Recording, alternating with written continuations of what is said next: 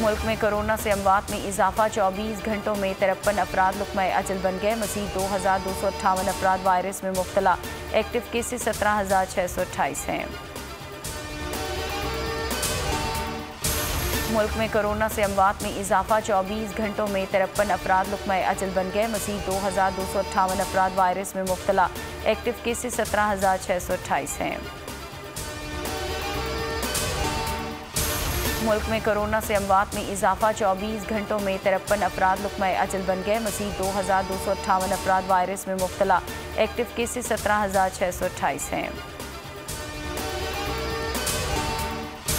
मुल्क में कोरोना से अमवात में इजाफा, 24 घंटों में 53 अफराद लुक़्मा अजल बन गए। मज़ीद 2258 अफराद वायरस में मुब्तला।